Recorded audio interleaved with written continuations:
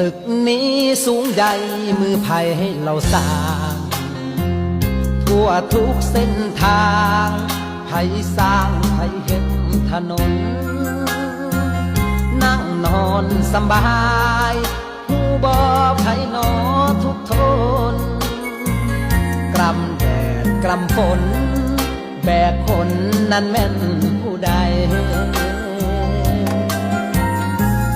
ข้าวนี้คำนี้ไผ่ที่ปลูกข้าวหูบางหรือเปล่าว่าข้าวนั้นมาจากไหนเสื้อผ้าสดสวยแฟชั่นที่ทันสมัยสวยที่คนใส่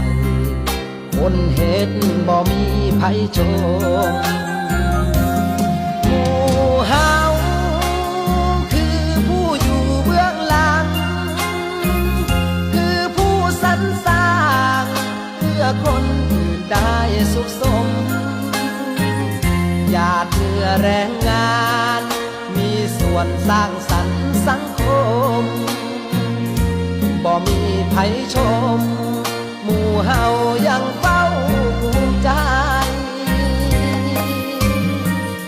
บ้านนี้เมืองนี้ดูดีสวยเด่นไผบ้างสิเห็นสิหูความจริงบ้างไหมผู้กวาดถนน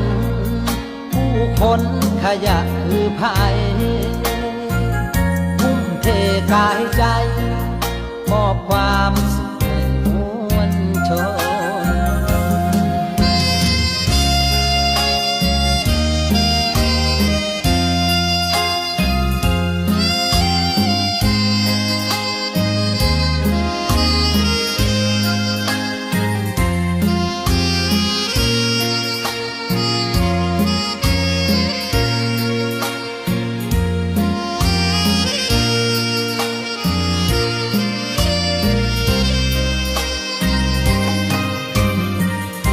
บ้านนี้เมืองนี้ดูดีสวยเด่นไผให้บ้างสิเห็นสิหูความจริงบ้างไหมผู้กวาดถนน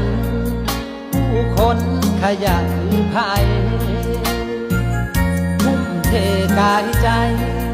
มอบความสุขให้มวลชนทุ่มเทกายใจมอบความสุขให้มวลชน